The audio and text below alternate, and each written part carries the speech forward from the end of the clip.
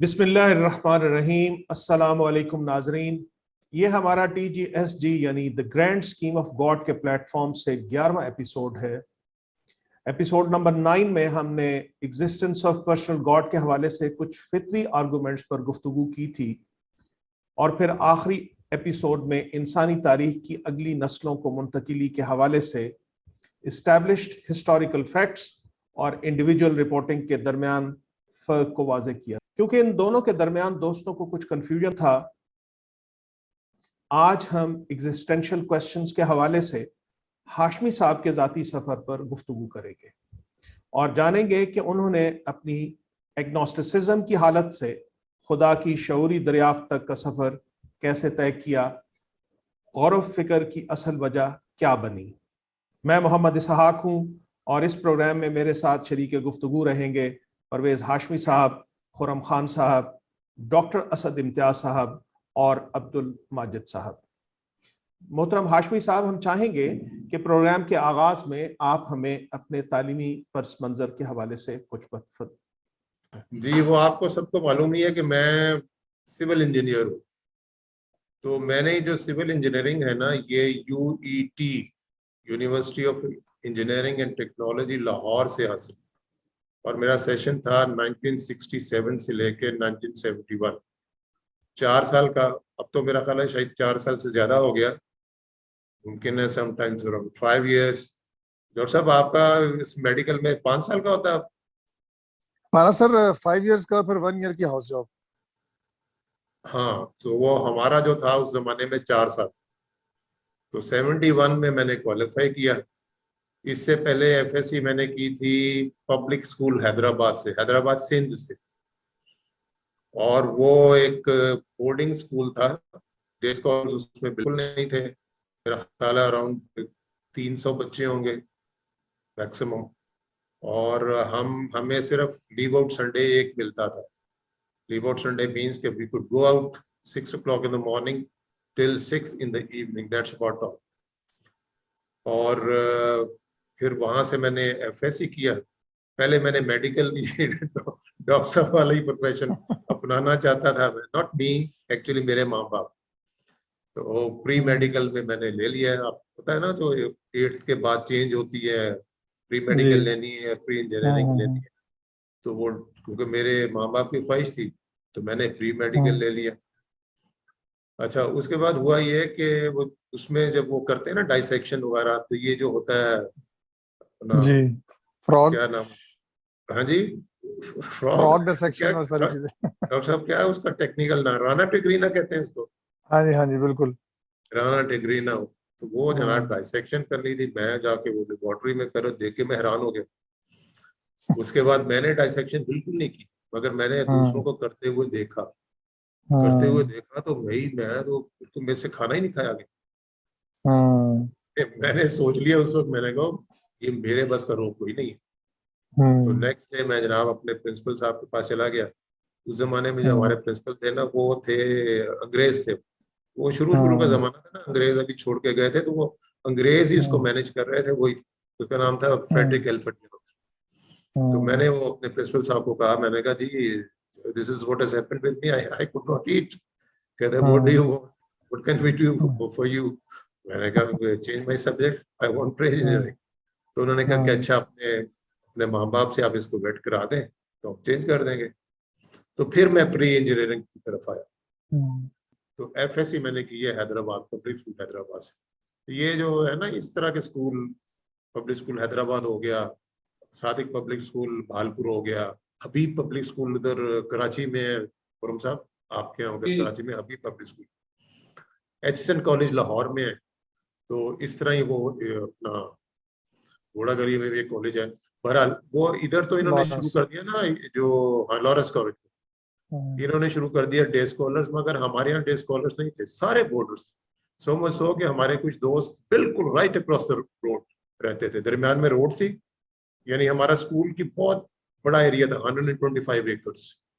तो वो चारों तरफ लगता था। हैदराबाद, आई डोंट नो, तुम सब गए हुए हैदराबाद आपके? नहीं, मैं बस एक आध दफा ही गया हूँ, कोई खास ऐसा वो नहीं कि जाके बहुत टाइम गुजारा हो, ना फेमिलियर नहीं। उधर अजीब है, वो उधर लतीफाबाद में नंबर्स है, मसलन हमारा जो स्कूल था ना वो लतीफाबाद नंबर 2 में था, अच्छा और एक तरफ ये लतीफाबाद नंबर 2 में लगता था, दूसरी तरफ 4:45 में लगता था।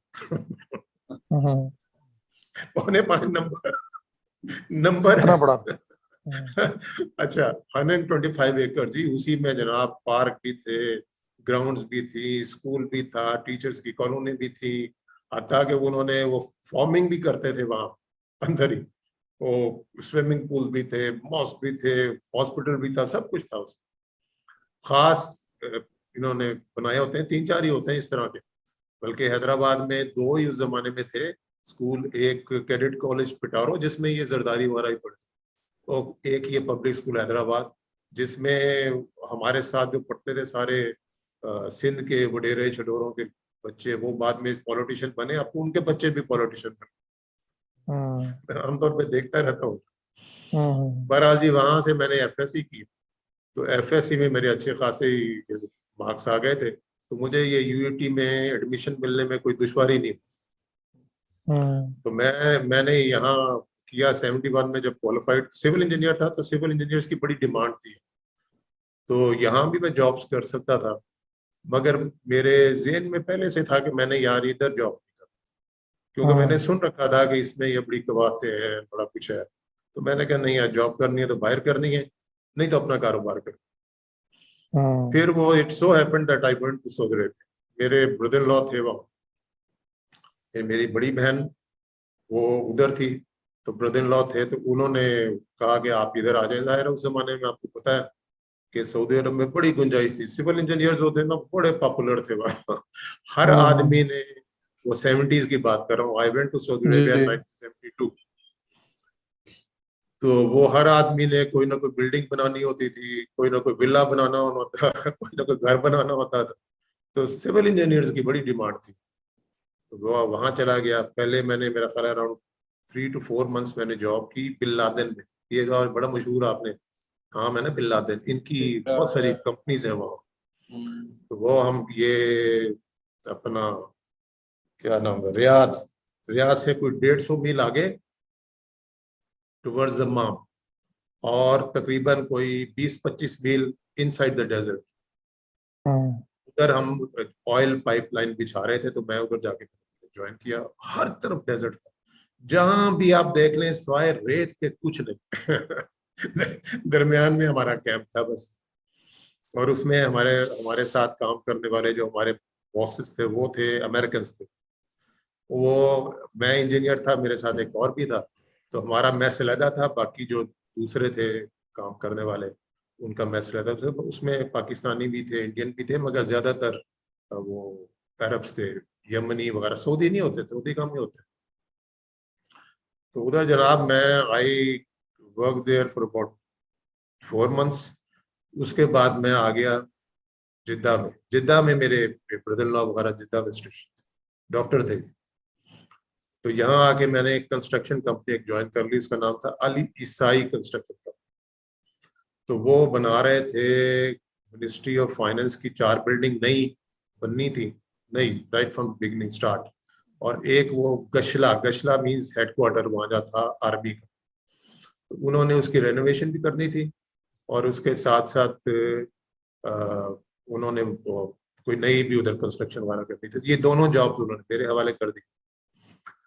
एक्चुअली उन्होंने मुझे हायर किया था ताइफ एयरपोर्ट के लिए, ताइफ में नया एयरपोर्ट बन रहा था, उस जमाने में एयरपोर्ट था नहीं, तो उधर उन्होंने बहुत बड़ा प्रोजेक्ट था, इनको मिला था अली सही कंस्ट्रक्शन कंपनी को, और इनके जो कंसल्टेंट थे वो डच थे, तो वो उन्होंने मुझे हायर किया था उसके लिए, मगर बाद में उन्होंने कहा कि नहीं जी, हमें तो वो ऐसा इंजीनियर चाहिए जो उसने मास्टर्स किया, तो मैंने मास्टर्स तो नहीं किया हुआ था ना, तो वो फिर उन्होंने कहा कि अच्छा वहाँ तो आप नहीं जा सकते, वो मास्टर इंजीनियर मांगते हैं, तो वो फिर उन्होंने कहा कि इधर है हमारे पास जॉब, तो आप वो कर लेंगे, मगर वो है कि उसकी सारी ड्राइंग्स और सारी स्पेसिफिकेशंस, इवन काम करने वाले सारे अरब्स हैं, तो would you be able to do it? मैंने कहा I will try, you see me after 3-4 months, if you can't do it I will quit. तो उन्होंने कहा चले ठीक है।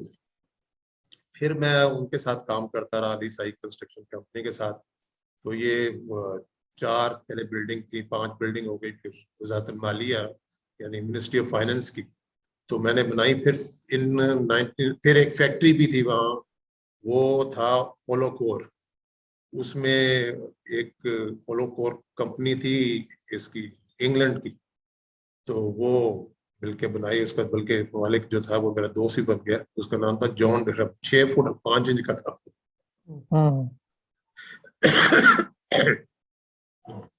तो जनाब एक दिन, अच्छा ये देखें बंदे जो है कितने समझदार होते हैं बाज़ औक़ात।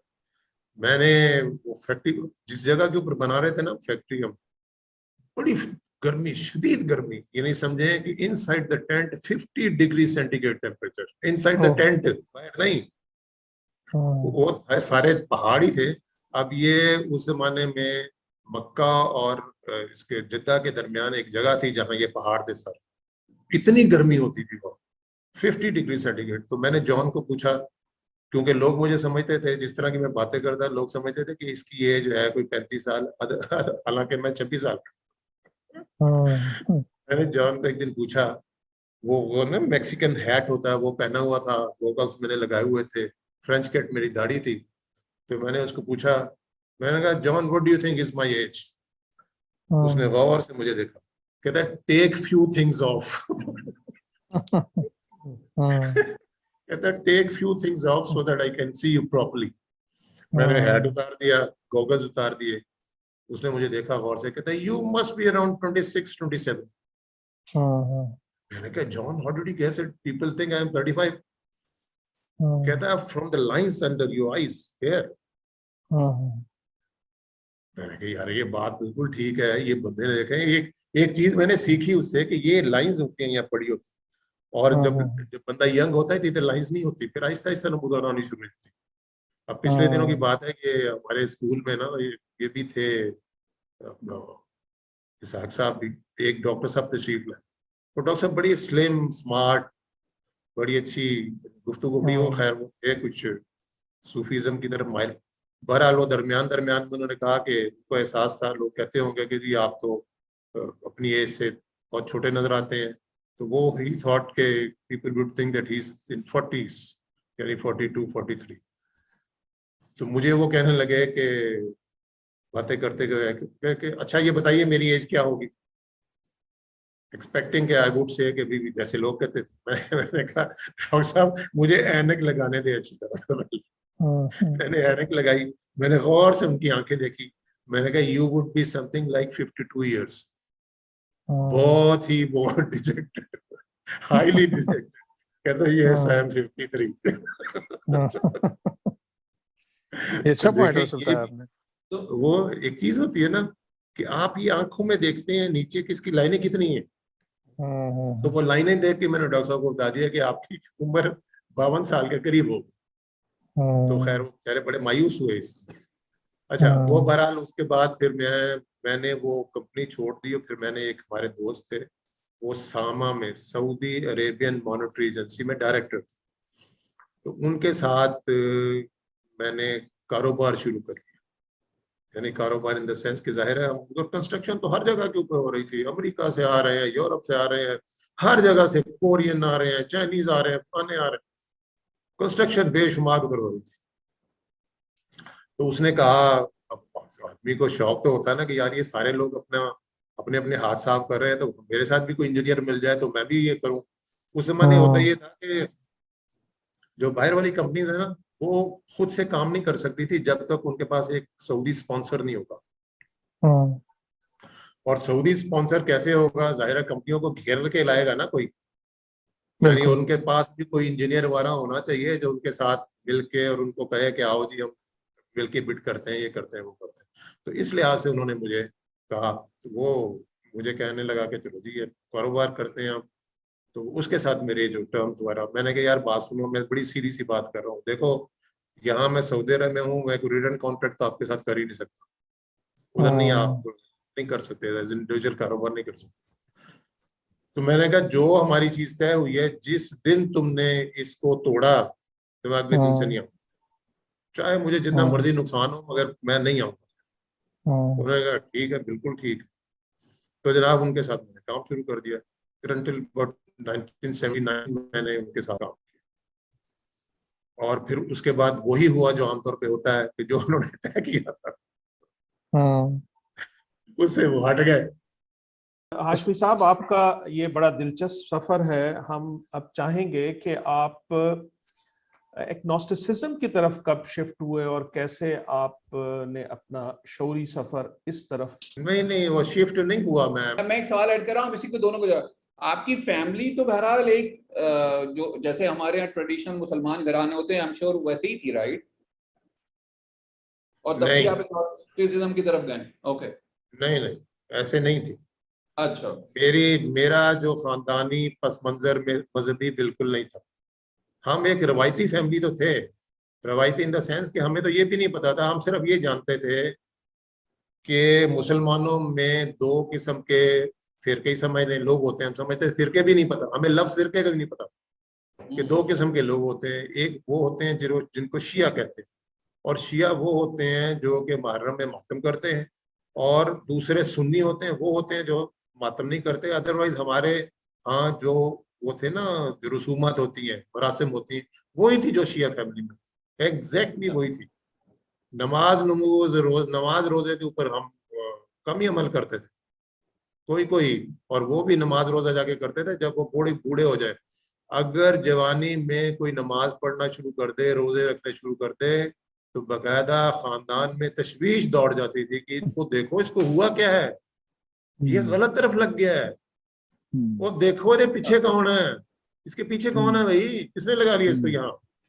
हाँ, अलबत्ता क्या कि वो जो मरासिम है, और मरासिम क्या होते थे कि जनाब कूंडे करने हैं, यानी मिलाद कराने हैं अपना, और इस तरह की जो है सारे प्याले मांगने हैं, प्याले। फिर इस तरह कभी कभार, मैं तो खैर ज्यादा नहीं जाता था, मगर मज़ारों के ऊपर भी कभी कभार चले जाना। मज़ारों में जाके मांगते नहीं थे, मगर जाते जरूर थे, और देगे देनी है जाके मज़ारों में। I mean, this is what we knew of religion. We were not religious people, not at all. Quran मजीद जो है वो बस ऐसे ही है कि कुछ मौलवियों को बुला लेना है, उनसे पढ़ा लेना है सारा। अब 1979 में जब मैं वापस आया हूँ ना, तो मेरा इरादा ये था कि आपको इंटरप्ट कर रहा हूँ। तो इसका मतलब ये हुआ कि जैसे मेरे वाले साहब अक्सर कहा करते हैं कि यार हमने तो कभी मौत के बारे में सोचा ही नहीं था, यानी we never thought of it कि मरना भी है। और मोर और लेस हमारा भी ऐसे ही था। अब नहीं, अबू बताते हैं तो वो कह रहे थे कि ठीक है हम पैदाइशी मुसलमान थे, लेकिन कभी भी ज़ाहिर जिस इंसान ने मौत के बारे में कभी सोचा ही ना हो, तो वो उससे आगे की बात भी कैसे सोचेगा। तो मैं ये अगर मैं ये कहूँ कि यानी आपने अभी जैसे आपने अपना ये सफर आप ज़ाहिर इस पॉइंट ऑफ व्यू से बता रहे हैं कि रियल जो इम्पैक्ट है वो रखता है अपना रियल सिनेरियोज लोगों के जहनों पे। तो यानी जैसे एक उर्दू का एक लफ्ज़ है कि दरखुर इतना समझना, यानी कि रिलीजन को उस टाइम अभी ऑन बोर्ड ही नहीं लिया था इस सारे सफर के दौरान, ये मैं समझाऊं। जी, वो हमारा यही ख्याल था। यानी मैंने अपने खानदान में कभी आखिरत का नाम नहीं सुना। हाँ, देखा यानी ये मैं मैंने बात कभी कर रहा नहीं सुना कि भाई आपकी जवाबदेही होगी, आपका एहतसाब हो। I never heard about. हम ये समझते हूँ। थे कि जिंदगी यही है जो हम गुजार रहे हैं, यही है, ये जिसमें ठीक है। इसमें ये नहीं कहा कि यार किसी को तंग नहीं करना चाहिए, अच्छे काम ही करने चाहिए। This is what we knew. मगर हमने आखिरत के मतलब कभी गुफ्तगू नहीं की। मेरे किसी बड़े ने, मैंने बल्कि आज ही मैं अपनी बेगम को भी कह रहा था, और वो भी बिल्कुल एग्जैक्टली हमारे जिस किस्म की फैमिली में थी, उसने कहा मैं भी कभी नहीं छोड़ा, आखिरत का अबू भी नाम भी मेरे नहीं यही सुनता, कहते हैं। आखिरत का कोई नाम लेता नहीं था।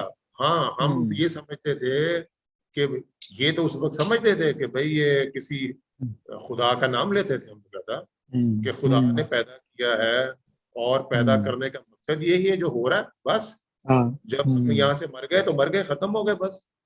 अच्छा, ये भी बल्कि नहीं ये होता था कि जब हम, जैसे हमारे यहाँ फैमिलीज में ऐसा होता है कि भाई हम मुसलमान पैदा हुए तो हम तो बख्शे जाएंगे ही जाएंगे, मतलब चाहे आखिरत आखिरत मानते थे, वैसे तो बैक ऑफ द ये भी माइंड नहीं यही होता होता था है, कि बादियों नजर में वापस यही होता जाएंगे है। तो बख्शना तो जाना ही है क्योंकि मुसलमान पैदा हुए। हाँ, बादियों नजर में तो यही होता हमारे है। बख्शने जाने का तसव्वुर ही नहीं था। अच्छा। हम कहते थे कि मर गए कि लो जी इंसान का क्या होता है, आया यहाँ, ये हुआ वो हुआ, बचपन हाँ, गुजारा, जो लो जी कहानी खत्म। शादी की, बच्चे हुए, पढ़ाया लिखाया, लो जी आज खत्म हो गया। आज खत्म हो गया, कहानी इसकी मुक गई है, खत्म हो गई है। और अगर वो अच्छा आदमी होगा तो लोग, पीछे लोग उसको अच्छे नाम से याद करेंगे, और अच्छा आदमी अगर नहीं होगा तो अच्छे नाम से याद नहीं करेंगे। That's about it.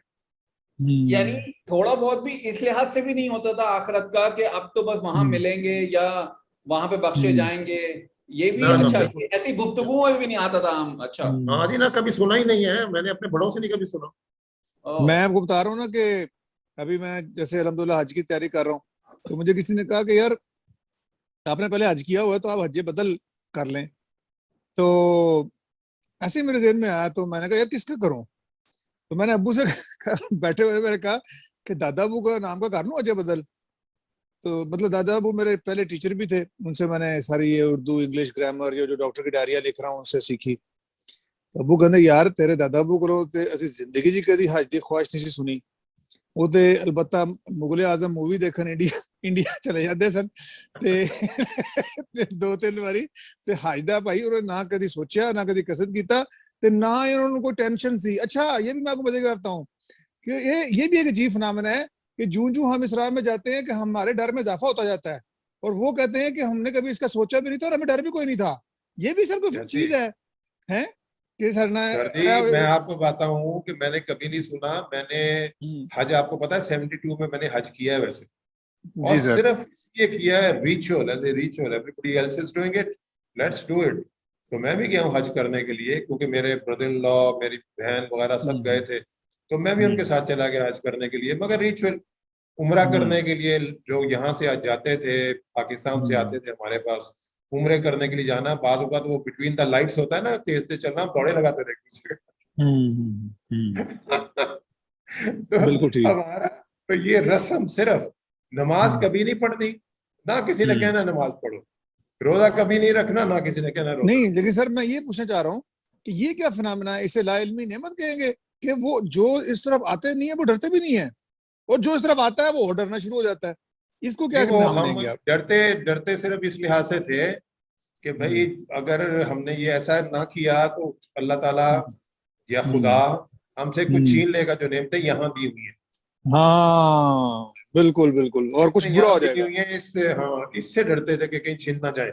ये सारे रिचुअल्स भी इसलिए अदा करते थे, आखिरत का कोई खौफ शौफ नहीं, आखिरत है ही नहीं, एग्जिस्ट ही नहीं तो करती। हाँ, हाशमी या साहब, अगर करती इसका है तो। मतलब ये एटलीस्ट खुदा का तस्वुर तो था, चाहे आखिरत जी, फिर खुदा का भी तस्वर था, वो नहीं थी। खुदा का तस्वर ये था। कब हुआ एक कि अगर आपका खुदा का तस्वुर भी गायब होना शुरू हुआ? वो क्या चीज थी कि जिसने आपको नहीं, मैं उससे भी? खुदा का तस्वर कभी गायब नहीं हुआ, ये तो उस वक्त हुआ ना जी। यानी खुदा, आप उस जमाने में अगर मुझसे पूछते, कोई खुदा की कसमें खाते थे, खुदा का तस्वर था, खुदा के मतलब कभी आखिरत के मतलब गुफ्तगू नहीं की, कसमें खाने के लिए खुदा को इस्तेमाल किया हमेशा। हाँ जी, आप कोई पूछता अगर किसने पैदा किया है सारी ये कायनात को, सब में मैंने एक मिनट से पहले कहना था खुदा। तो बिल्कुल सही। ऐसे नहीं है। फिर एग्नोस्टिसिज्म क्या था? फिर एग्नोस्टिसिज्म मैं तो आपको यही है ना? बताता हूँ, आखिरत। हम आगे आगे आएंगे तो बताता हूँ। ठीक। जी। ये तस्वर तो था। हम्म। अच्छा, अब मैं जब यहाँ आ गया हूँ ना, तो अब मैं आया था कि मैंने, I wanted to go to States, तो मैंने वहां से 2 साल का जो इसका मल्टीपल वीजा वगैरह भी लगा दिया था। उस जमाने में बड़ा आसान था, और मेरा ख्याल है कि लाख के डॉलर थे, अगर इन्वेस्ट करें तो आपको वहाँ की नेशनलिटी भी मिल जाती थी, अमेरिकन नेशनलिटी। तो मेरा इरादा ये था कि मैंने चले जाना है अमेरिका, वहां जाके मैंने अपना बिजनेस करना है, वहीं रहना है। तो यहाँ जब आ गया तो मेरे वाले साहब जो है वो, उनकी तबीयत खराब हो गई, बीमार हो गए, एंड फिर देन इन ही डाइड। तो मैंने फिर यहीं अपना कारोबार जो है ना वो शुरू कर लिया, एक प्रॉपर्टी इन्वेस्टमेंट, और ये जो कंस्ट्रक्शन वगैरह, कोई मकान बनाना, कोई स्कीम एक आध बना लेना, फिर उसके बाद प्लाजे बनाने शुरू कर दिए। फिर मैं यहीं रह गया, मैं गया नहीं। तो ये जो मुझे हल्का सा याद है ना कुरान मजीद के हवाले से, यानी या यूं समझें कि आप मार्फत की बातें अगर मैंने सुनी है ना, तो वो एक मुझे बड़ा इंसिडेंट याद है। वो हमारे घर में आया करते थे, वो थे एक सूफी बुजुर्ग, उनको हम बाबा जी कहते थे। बाबा जी died at the age of 105 years in 1993. तो वो उस जमाने में, जिस जमाने की मैं बात कर रहा हूँ, I think that was probably in 1978. तो मैं एक दफा एक जगह के ऊपर था, मेरे वालिद साहब भी थे, और ये दोनों बाबा जी और वालिद साहब बातें करते थे. मैंने पहले भी रिफ्लेक्ट किया कि ये पहले भी जब बाबा जी आते थे ना, तो वो इस किस्म की बातें करते थे, पर मैंने कभी गौर ही नहीं किया था कि क्या बातें करते. 78 में मैं बैठा हुआ था इनके साथ ही, तो इन्होंने कुरान मजीद की एक आयत के ऊपर गुफ्तगू शुरू की. वो है इन्नी आनस्तु नारा, 2-3 जगह के ऊपर कुरान मजीद में जिक्र. तो मैंने सुनना शुरू किया उनको, इसलिए कि मैं जा नहीं सकता था, मुझे अपने वाले साहब को लेके जाना था. अगर ना मैं उधर जबरदस्ती में ना बैठा होता तो मैं चले जाता वहां से, मुझे इंटरेस्ट ही कोई नहीं था. तो उस वक्त जाया मुझे एक इम्प्रेशन आया कि यार ये बड़ी कोई डीप किस्म की बातें करते हैं, which of course most of it I did not understand. वो बिल्कुल मेरे सर से गुजरा. ये मुझे याद है कि मैंने ये कुरान के बारे में ये इन्नी आनस्तु नारा सुना, और ये सारा तस्वर जो बयान कर रहे थे, अब मैं उस रिफ्लेक्ट करता हूँ तो मुझे पता चला कि ये सारा का सारा तस्वुर था जो बयान कर रहे थे मेरे वालिद साहब और ये बाबा जी. तो बाबा जी से भी मैं इम्प्रेस था पहले, तो इस वक्त फिर मैंने अपने वालिद साहब से भी इम्प्रेस हो गया कि यार ये भी इस किस्म की बातें करते हैं. तो बाबा जी जो थी ना, वो थे, और वो आते रहते थे हमारे घर में. तो मेरी वालदा कहती थी कि जब मैं छोटी सी थी तो बाबा ताऊ यही हो जाए नहीं सी हो जाए सी. बिल्कुल सही. बाबा जी आते थे जी अब आपके शहर से, गुजरांवाले से सर. और बाबे ने आना, फिर 1-2 दिन हमारे घर में रहना इन्होंने. तो वालिद साहब अपना वालदा ने ना इनको काफी दे दिला के रुखसत कर. तो जब इन्होंने जाना है ना, तो हमने बच्चे हम होते थे, तो हमने बाबे के द्वाले हो जाना कि बाबा जी सानू कुछ दियो. तो बाबा जी ने 4-4 आने ना चवन्नी या ठन्नी हमें दे दी, जो कि हमने अपने जेब में रख लेनी, खर्च नहीं करते थे उसको, कि ये अठन्नी होगी या चवन्नी होगी तो इससे और पैसे मिलेंगे. तो लिहाजा जो तस्वर था वो इतना ही था आप हमारे खानदान का मजहबी एतबार से. जो आपने आयत सुनाई थी, इसका क्या मतलब था सर? इन्नी आनस्तु नारा है ना कुरान मजीद में 2-3 जगह के ऊपर, कि हजरत मूसा जब जा रहे होते हैं, वापसी का सफर होता है उनका मिस्र का, तो दरमियान में वो अपने बीवी बच्चों के साथ होते हैं, तो रात होती है, कोल्ड नाइट, सहरा है जाहिर है. तो वो कहते हैं, दूर से देखते हैं तो उनको लाइट नजर आती है. तो वो कहते हैं कि ये लाइट है, मुमकिन है लोग हैं वहां, तो मैं जाके इनसे रास्ता भी पूछ लूंगा. तो भटक जाते हैं, समझते हैं कि शायद भटक गए, और इनके पास आग कोई होगी तो मैं ले भी आऊंगा तापने के लिए, मतलब अपने आप को गर्म रखने के लिए. तो वो जब आग की उधर ऊपर जाते हैं तो ऊपर उनको खुदा मिलता है. जबले तूर की बात जी बिल्कुल. तो वो आयत है जो कि वो पढ़ते थे. अच्छा, वो बाबा जी बहुत मुलायम गुफ्तगू करते थे, यानी बहुत इतनी आहिस्ता आहिस्ता और आहिस्ता आवाज में, जैसे अब मैं बोलने की कोशिश कर रहा हूँ, मैं बोल नहीं सकता वैसे. अच्छा, वो इतनी उन्होंने अच्छी गुफ्तगू करनी, मैंने बैठ के उनको बड़ी देर तक सुना. अब मैं बात कर रहा हूँ जो मैं वापस आ गई, यानी दैट इज इन 80s समझे आप. तो मैं घर में आ जाना, तो मैंने बैठ के बातें सुननी और मुझे मजा आना उनकी बात. एक दफा, बल्कि ये कोई थोड़ी सी हंसी वाली बात भी है, कि एक दफा बाबा जी मुझसे बातें कर रहे थे, मुझे याद है, मुझे कहने लगे कि दरमियान में जिक्र आ गया कोई, कहने लगे परवेज बेटा, आप पंजाबी बोलते थे वो, कहते अगर आपको नजर आ जाए कहीं कि सांप जा रहा है और साथ में वहाबी है, आप सांप को छोड़ दें और वहाबी को मार दें. मैंने समझा उस वक्त, क्योंकि मुझे नहीं पता था कि वहाबी कौन होता है. मैंने कहा बाबा जी ये केड़ी किस्म है जानवर दी जेड़ा सांप तो भी ज्यादा खतरनाक है, ये जो कौन सी किस्म है जो सांप से ज्यादा खतरनाक है. उन्होंने जब एक्सप्लेन किया, मैंने कहा बाबा इन्नियां नरम नरम गल्लां करता है, इतनी नरम बातें करता है, अंदर से इतना सख्त है कि बंदा मारने की बात कर रहा है. तो बाद में मैंने पूछा, मैंने कहा बाबा जी पर क्यों? फिर उन्होंने बयान किया कि देखो वो मज़ारों को ऐसे करते हैं, फलाना कहते हैं. मैंने उसके बाद इम्प्रेशन बना लिया कि नहीं, बाबा ऊपर से तो बड़ा नरम है, अंदर से बड़ा सख्त. ऐसे ही है. अंदर से बंदा मारने की बातें कर रहा है. तो वो बहरहाल, अब वो बाबा जी के साथ मैंने आपको बता दिया, ये इतना समझेंगे, स्पिरिचुअलिज्म का ये एक हिस्सा है हाँ, मुझे एक और याद आया बाबा जी के साथ, दैट वाज प्रोबब्ली इन 1984 85 की बात है। अच्छा, वो ये मेरी वालदा ज़ाहिर है बूढ़ी हो गई थी, तो इन्होंने कोई नमाज वगैरह शुरू कर दी थी, रेगुलरली नहीं मगर पढ़ती थी नमाज। तो दोपहर का वक्त था, मैं भी उधर बैठा हुआ था कमरे में उनके, अपनी वालदा के, नमाज का वक्त है। तो मेरी वालदा ने कहा, ओ बाबा जी तुसी नमाज को नहीं पढ़ते? उन्होंने कहा हाजन पढ़ी हुई है, वो साडियां नमाज़ां जड़ियां मक्का मदीना होंदियां। अच्छा, ये उन्होंने कहा, और उसके बाद वो सोफे के ऊपर ना उन्होंने कहा कि चादर जो उनके पास होती थी वैसे, तो उन्होंने चादर लेके यूं करके लेट गए सोफे के ऊपर। मैं बड़ा इंप्रेस हो गया, मैं कहा लो जी बाबा जी तो गए मक्का में नमाज पढ़ने के लिए। यानी ये भी बाबा जी के साथ मेरा एक्सपीरियंस हुआ। ये कि 1988 में मेरी वालदा जो है ना वो बीमार हो गई बहुत ज्यादा, और उसके बाद 89 में, मई 89 में, ये इसी महीने में 18 तारीख थी मेरी वालदा का इंतकाल हो गया। अच्छा, इंतकाल हो गया तो मेरी बहनों ने और मेरे भाई ने ये तय किया कि जी हमने कुरान मजीद पढ़ के वालदा को बख्शना है इसाले सवाब के लिए।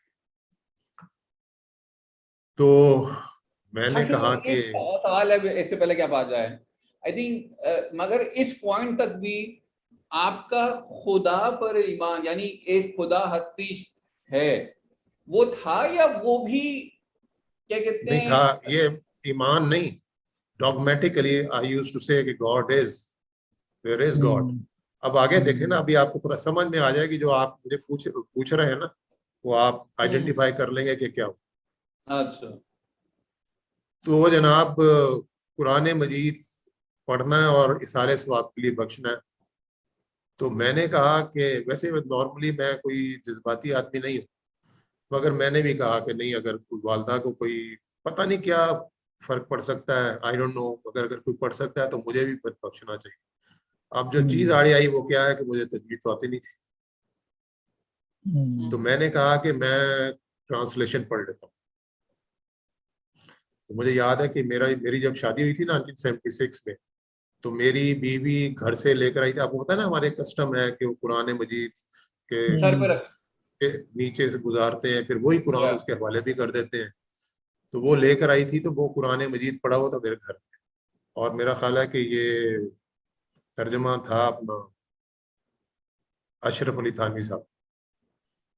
तो मैंने वो तर्जमा जो है ना वो तकरीबन 40 दिनों में वो तर्जमा पढ़ा है, और तर्जमा पढ़ के this is where I started thinking. अब देखिए, तर्जमा 40 दिन में मुझे बेशुमार चीजें उसकी समझ में नहीं आई, मगर one thing was absolutely clear, a clear message हर सेकंड पेज के ऊपर आपको मिल जाएगा।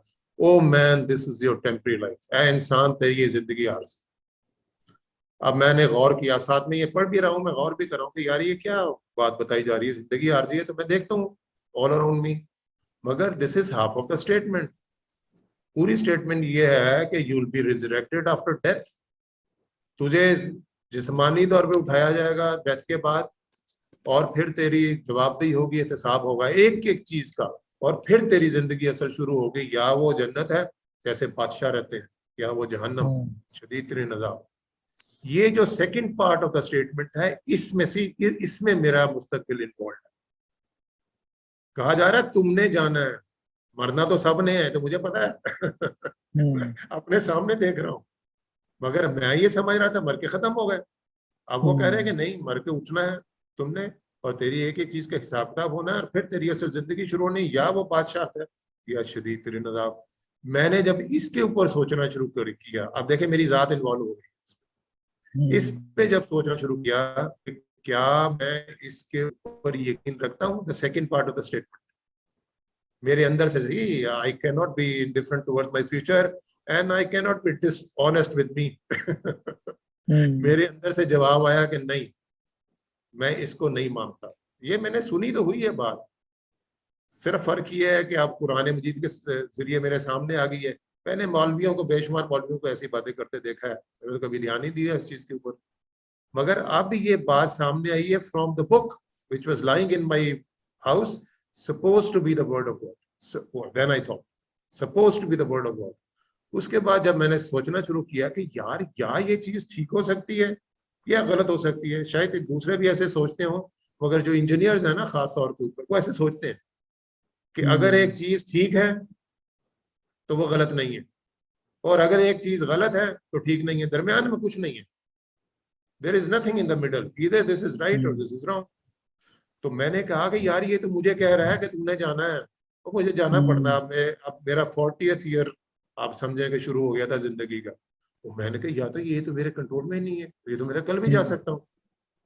तो भाई मुझे इसको, मैं दरमियान में इसको यानी लटकता नहीं छोड़ सकता। मुझे ये सर्टेन करना है कि या ये ठीक है या ये गलत है। अगर ये गलत है तो मैं ये जो कभी कभार यही जो नजर न्याज करता हूँ, ये करता हूँ, वो भी छोड़ देना चाहिए। चीज ये गलत है, क्यों करूँ? और अगर ये ठीक है तो फिर किसकी बात हो रही है? मेरे अपने फ्यूचर की। मैंने जाना है, और मुमकिन है कि अगर कहा जाए कि जी आप लोगों ने जाना है, तो वो बीइंग ए फ्रेंड में इंटरेस्टेड तो हूँगा, मगर ऐसे नहीं होगा। अगर मेरा मुझे अगर तुमने जाना है भाई, तुम्हारा फ्यूचर है। अब जब मैंने सोचना शुरू किया, मैंने कहा नहीं, इसको तो मैं मानता नहीं हूँ। कहता हूँ कभी कभार, मगर मैं मानता नहीं हूँ इसको। अब मैंने सर्टन करना शुरू किया। उस वक्त खुरम साहब मेरे सामने ये चीज आई कि ये कुरान, जिससे मैं ये एक सवाल मेरे सामने कुरान ने उठा दिया है, ये thinking that this suppose to be, जैसे मैंने कहा suppose to be the word of God. वो भाई अगर पीछे कोई गॉड है ही नहीं, यानी कोई कॉन्शियस बीइंग नहीं है, कोई पर्सनल गॉड, कोई पर्सन नहीं है, कोई माइंड नहीं है, तो फिर ये सामने कम्युनिकेशन किसकी है? उस वक्त मुझे एहसास हुआ कि मैं इस कुरान को तो छोड़ो, मैं जो पीछे इसके हस्ती है या नहीं है, उसके बारे में भी मैं तजब्जब का शिकार हूँ। ओके। पहले मैं नाम लेता था, अब मुझे पता चला है। आपको बल्कि ये भी सोचने में मजबूर कर दिया है कि तुम किस चीज को भी बिलीव करते हो कि नहीं करते हो, राइट? मुझे सोचने में मजबूर कोई चीज ना कर सकती अगर ये ना कहा जाता कि तुमने जाना। इसी चीज को मैं हमेशा वाजे करता रहता हूँ कि भाई अपने जाविये से सोचे। अच्छा सॉरी सर, मैं वो बात दोबारा दोहराऊंगा। अब हुआ ये कि जब क्या कहना चाहिए, वो हज बदल वाली बात हुई ना, तो है तो ऐसा ये भी थोड़ी सी, जैसे हमने पिछले दिनों वो बुलावे वाली बात की आज के लिए, तो मैंने सोचा आज के लिए, फिर एकदम ना मुझे अपना ख्वाब याद आ गया।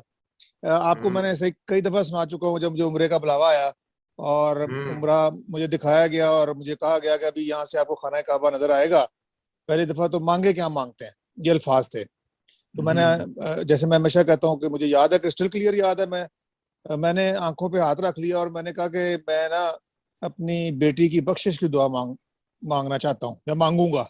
ज़ाहिर है मैं उसी इमोशनल टर्मोइल में था। तो अब मेरे ब्रेन की अगर ये प्रोजेक्शन होती, या जिस तरह के होते हैं ख्वाब के, जो आप सोचते हैं या आपकी जहनी जज्बाती कैफियत होती है, उस तरह आते हैं जी, तो ज़ाहिर है मैं यही मांगता। सर हुआ ये कि मुझे कल ये फिर याद आया, मैं अपनी वाइफ को बता रहा था कि भाई मैंने कोई नहीं अजय बदल करना किसी का, मैं अपना ही करना है। क्योंकि जो मैं ऐसा सोच के ना कि मैं फातिमा के की बख्शिश की दुआ मांगूंगा, तो मुझे आगे से कहा गया भाई उसको छोड़, वो बख्शी हुई है, अपनी फिक्र कर। अपनी, सर मुझे कैटेगोरिकली कहा गया अपनी फिक्र करो अपनी। कि मैंने कहा भाई उसके बाद से मुझे नहीं याद आई, ये नहीं कि मैंने कोई फातिमा के लिए कुछ वाले से दुआएं की हो, ये सारी चीजें की हो। ये काम भी जो फातिमा साथ वेलफेयर के बैनर के लिए कर रहे हैं, बहुत सारे लोग समझते हैं उसके लिए कर रहा हूँ, और भाई मैं अपने लिए कर रहा हूँ। मुझे तो एक प्लेटफॉर्म, ये तहरीक मिली है। तो अगर आप मुझसे पूछे तो मुझे तो कैटेगोरिकली अगर कोई ख्वाब और मुबशरात की हकीकत है, तो मुझे कहा गया था भाई अपनी फिक्र करो। तो मैं कहा भाई मैं अपना ही आज करना है। तो ये आपके पॉइंट को मैं सेकंड कर रहा हूँ इस चीज को, कि ये चीज मेरे साथ तो एक रूहानी तौर पे हुई है। बिल्कुल ठीक। तो मैं जो चीज बताने की कोशिश कर रहा था ना, कि वो देखें, मेरा अपना ख्याल ये है वैसे कि लोग माने या ना माने, क्योंकि हकीकत को फेस नहीं करते। जो मैंने अपनी स्टेट ऑफ माइंड बयान की है, बहुत सारे लोग इवन मुसलमानों में भी यही खड़े होते हैं जी। वो ट्रेडिशनल, यानी ट्रेडिशन के तौर के ऊपर खुदा खुदा कह रहे होते हैं, खुदा को शौरी तौर पे वो मानते नहीं रहे होते। मतलब मैं नहीं, मेरा आपको अपना, एक और अपने दोस्त की जी बात बता देता हूँ। सर।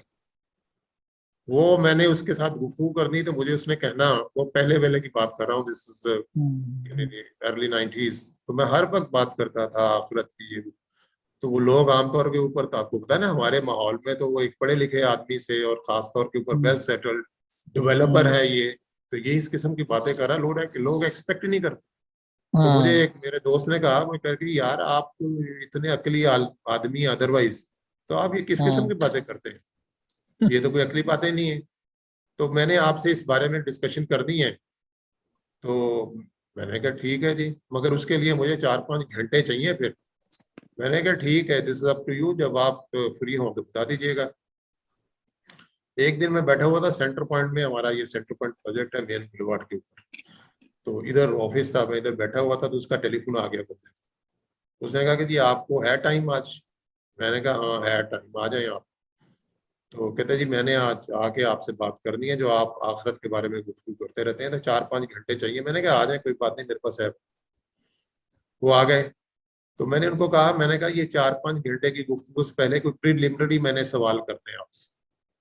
तो उन्होंने कहा ठीक है। मैंने कहा जी आप ही मुझे बताएं कि आप इस वक्त किस बिल्डिंग में आए बैठे हैं? कहते जी सेंटर पॉइंट में। मैंने कहा मुझे ये बताएं कि ये सेंटर पॉइंट किसने बनाया? कहता जी आपने बनाया। मैंने कहा अगर मैं ये कहूं कि मैं इसको दोबारा भी बना लूंगा, ये अकली है या गैर अकली है? कहते बिल्कुल अकली है, आपने एक दफा बना लिया, आप दोबारा बनाएंगे तो इससे बेहतर ही बनाएंगे। मैंने फौरन पूछा, मैंने कहा आपको इस कायनात को किसने बनाया? कहता खुदा ने। एग्जैक्टली ऐसे ही जैसे मैं कहा करता था। मैं क्या, अगर वो कहता है कि मैं दोबारा बना लूंगा, तो ये अकली है या गैर अकली है? लो जी, हमारी डिस्कशन खत्म हो गई। वो 4-5 घंटे का खत्म हो गई, because he had no answer. या तो वो अपने उस पोजीशन से हटे ना। ठीक है जी, खुदा बिल्कुल। मैंने वैसे कोई 2-4 मिनट उसके बाद तवक्कुफ किया कि भाई मैं कुछ ना बोलूं और देखूं ये क्या कहते हैं। बिल्कुल खामोशी छाई रही। अच्छा सॉरी, मैं यहाँ पे, हाँ, हम परसों पढ़ रहे थे सूरह अल फुरकान, तो क्या कहना चाहिए, मैं और कारी साहब और उमर, तो वहां पे सर लफ्ज आया नशूरा। तो नशूरा हाँ, का मतलब है मर कर दोबारा उठाया जाना या उठना।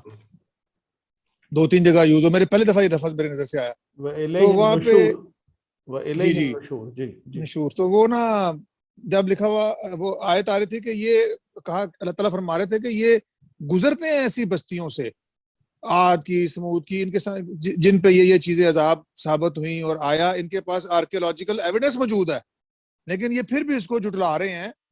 तो आगे से उन्होंने कहा कि इनको इनको यकीन ही नहीं है दोबारा उठने का, मर के दोबारा उठने का इनको यकीन ही नहीं है।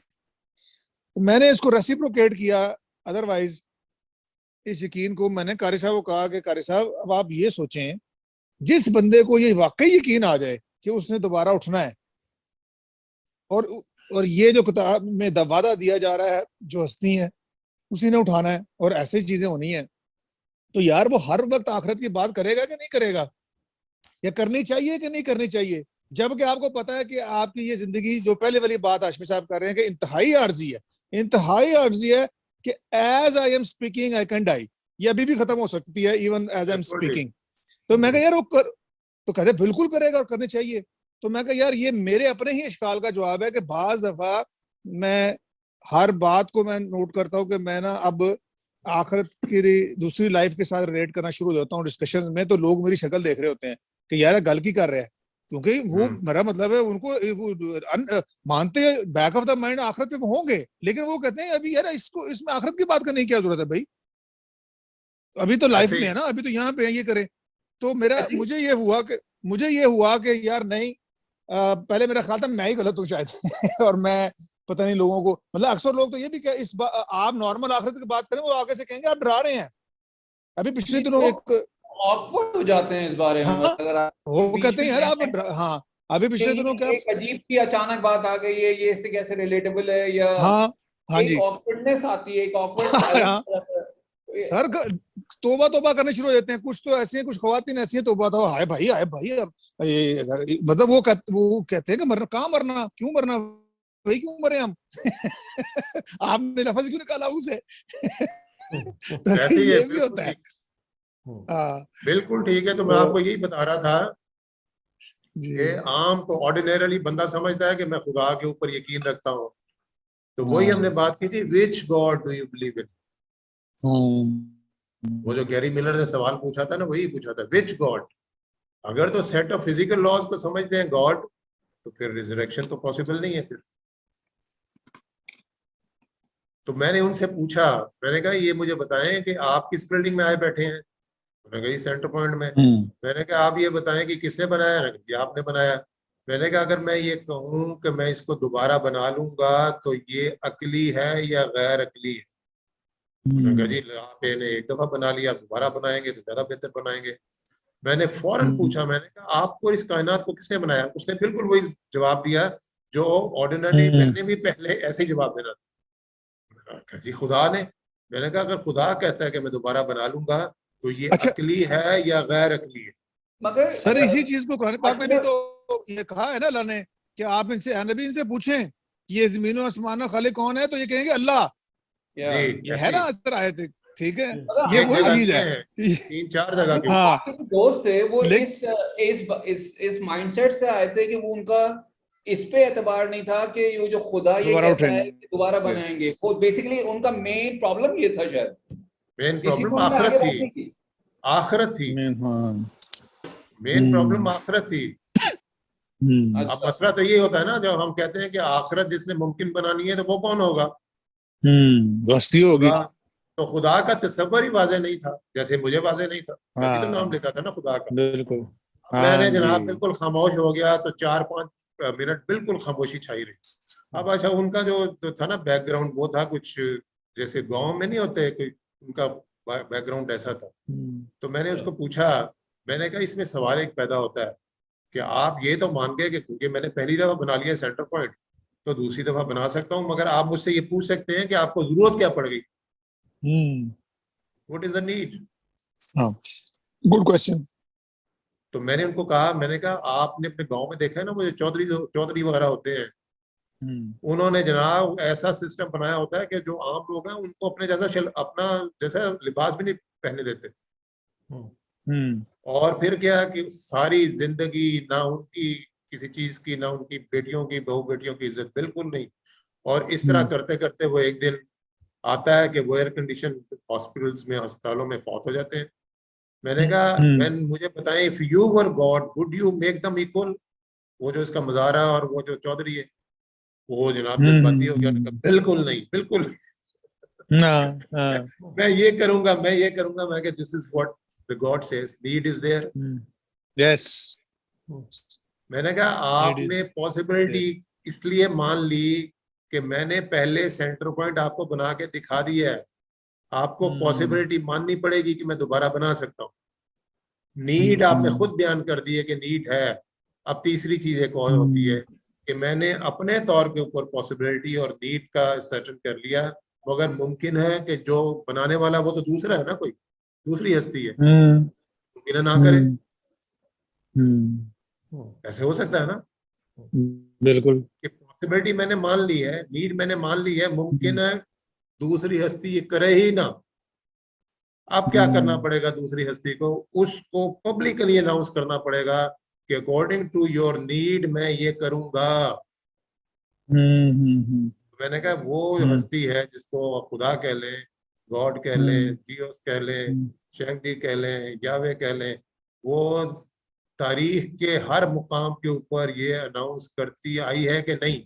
और ये कुरान जो आपके सामने पड़ा हुआ है, क्योंकि मैं जहाँ बैठता हूँ मेरे पास कुरान होते हैं। मैंने कहा आप इसका जो मर्जी सफा खोल लें, यही अनाउंसमेंट आपको मिल जाएगी। ये मैं करूंगा। ये उसने करना है। दो चीजें मैंने डिटरमिन करनी है एज छोटा माइंड, वो बहुत आलीशान माइंड, के possibility and need in actual करेगा कि नहीं, वो उसने अनाउंस कर। तो वो जनाब उसके बाद डिस्कशन तो खत्म होगी, मैंने आगे नहीं उससे कुछ पूछा। अब ये थी हालत। अब मैं उसको कह सकता हूँ कि इस बंदे की भी हालत वही है जो मेरी थी। ये गैर शौरी तौर पे ऊपर खुदा का नाम ले रहा है, मगर शौरी तौर पे ऊपर खुदा को नहीं मान रहा। He is an agnostic like I was. अब जब ये मानेगा ना तो किस्सा वहां से शुरू होगा फिर। मैं आमतौर पे कहता मैं ये हूँ कि आखिरत की यानी अपने हवाले से, मगर असल ईमान जो है वो खुदा के ऊपर ईमान है। खुदा कौन सा, कॉन्सेप्ट ऑफ गॉड, वो जो हमने सबसे पहले गुफ्तगू की थी, एक ऐसी हस्ती, एक ऐसा माइंड, एक ऐसा पर्सन, क्योंकि हमारा तल्लुक तो सिफात का है ना उसके साथ, जिसमें कोई बुरी सिफ्त नहीं, कोई खामी नहीं, कोई कमजोरी नहीं, और हर अच्छी सिफ्त टू द परफेक्शन मौजूद है। ये कॉन्सेप्ट ऑफ गॉड जो हम कहते हैं ना कि ये दो ही कॉन्सेप्ट हैं, अगर इनमें क्लैरिटी नहीं होगी, एक कॉन्सेप्ट ऑफ गॉड, एक कॉन्सेप्ट ऑफ सेल्फ, तो बेशुमार चीजें हैं, वो आदमी उससे सही निकाल ही नहीं सकता, क्लियर हो ही नहीं सकती। तो आपका अब अपना खुरम साहब आपको क्लियर हो गया ना। अब आप समझते हैं कि मैं एग्नोस्टिसिज्म की तरफ आया हूं। मैं कहता नहीं आया नहीं था, मैं था ही एक्चुअली हाशमी साहब, मैं कुछ एग्नोस्टिक दोस्तों को जानता हूं जो उनकी बड़ी क्लियर डेफिनेशन है सॉर्ट ऑफ, आपने सब वादे कर दिया कि आप किस उसमें थे, कि बेसिकली वो ये कहते हैं कि हमारे पास कोई प्रूफ नहीं है कि वो शायद है या शायद नहीं है, so we are still seeking for the truth. So तो एक तो ये है ना, मतलब दूसरा ये है कि जैसे आपने अपना फ्रेम ऑफ माइंड बताया है कि एक शऊरी तौर पे खुदा का, सॉरी मैं आपकी बात काट रहा हूँ, सिर्फ इतना ही, इसमें इतना ही फर्क है कि वो वोकल है, वो कहते हैं, मैं वोकल नहीं था, कहता नहीं था, अंदर मेरे यही था, अंदर यही था, एग्जैक्टली यही चीज थी। सही सही पता नहीं है कि पता नहीं है। देखें, सेट ऑफ फिजिकल लॉज मैं मान रहा हूँ, मुझे नजर आ रहे हैं इसमें कायनात में, मुझे पता है मैं उसको खुदा का नाम ले दूं, मगर क्या मैं एक पर्सनल गॉड को, एक माइंड को, एक हस्ती को पीछे मान रहा था? माइंड कोई और चीज होती है भाई। अगर माइंड ही नहीं है तो किसने पॉसिबल करना है? ये set of physical laws possible नहीं कर सकते। इसमें जो मेरी गुजारिश ये है कि वो वोकल है, मैं वोकल नहीं था। तो फिर सर इसके बाद का सफर, और नॉर्मली लोग वैसे वोकल नहीं होते हैं, अब फिर भी एक वो आने लगा कि लोग पढ़ने लग गए हैं, वो डरते हैं, they are scared of themselves. मैं आमतौर पे लोगों को कहता हूँ कि मुझसे नहीं डरते। अब देखें, जैसे आपने भी कहा कि आखिरत का नाम ले लें, ये ले लें, लोग इमीडिएटली अनकंफर्टेबल हो जाते हैं। They are not scared of you, they are scared of themselves. वो आपको कहते हैं कि आप क्यों उनको याद कराते हैं वो चीज। यही बात सही है। आपको देख के उनको ये चीज याद आ जाती है। वाकई। लिहाजा वो आपको, मैं आपको बताऊंगा, अवॉइड करना शुरू कर देंगे कि आपकी शक्ल भी नजर ना आए ना। बिल्कुल सही कहा। नहीं, मैं इसलिए क्या कह रहा हूँ कि मैं तो इसकी गली गली से फेरा हुआ ना, मुझे पता है। नहीं हो रहा है हमारे साथ भी, ये शक्ल देख रहे थे। तो सर इससे आगे फिर इससे आगे का सफर फिर क्या हुआ? फिर आपने जब आपने मान लिया ये, तो फिर उसके बाद क्या हुआ?